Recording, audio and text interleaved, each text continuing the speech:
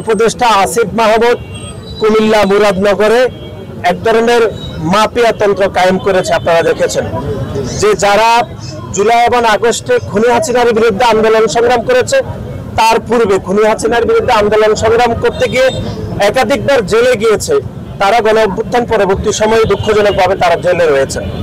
এটি অবশ্যই আমরা মনে করি বাংলাদেশের সকল নাগরিক এবং গণমাধ্যমের আমাদের যারা সহকর্মীরা রয়েছে তাদেরকে এই বিষয়টি অত্যন্ত গুরুত্ব আরোপ করা উচিত যে পুরো বাংলাদেশ একটি ইতিবাচক রাজনীতিতে থাকলেও কুমিল্লার মুরাদনগর কোনোভাবে ইতিবাচক রাজনীতিতে নেই। এখানের একজন উপদেষ্টা, আমরা আবারও বলছি, এখানে মাফিয়া তন্ত্র কায়েম করেছে। ওনার পছন্দ মতো তিনি এই কুমিল্লা মুরাদনগরকে পরিচালিত করছেন। আমরা দেখলাম যে বাংলাদেশ জাতীয়তাবাদী দল এবং তার অঙ্গ সহযোগী সংগঠনের 13 জন নেতাকর্মী এখানে কারাগারে রয়েছেন।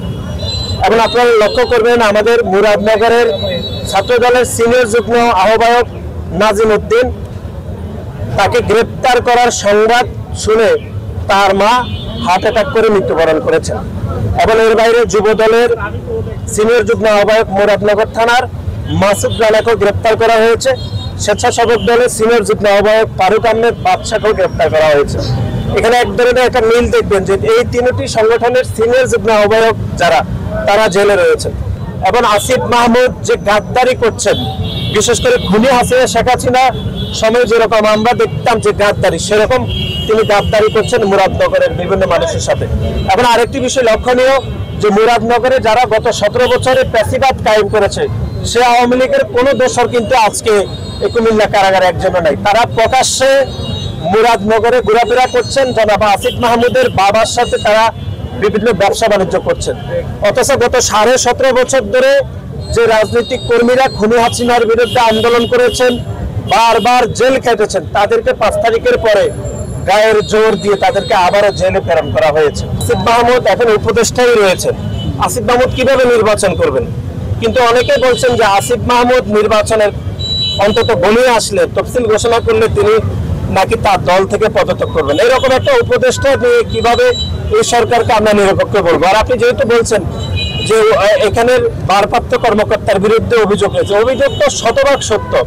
কারণ আসিফ মাহমুদ যে মাফিয়া তন্ত্র কায়েম করেছেন, সেই মাফিয়া তন্ত্র থেকে তো থানার ওসি নিশ্চয়ই ওনাকে ভয় পাবেন। এবং ওনার কথা মতো তিনি মামলা করেছেন, যে মামলা 5 তারিখে পরে এফআইআর হয়েছে, সেই মামলাতেই আমাদের নেতাকর্মীদেরকে, আমাদের সহযোদ্ধাদেরকে গ্রেপ্তার করা হয়েছে।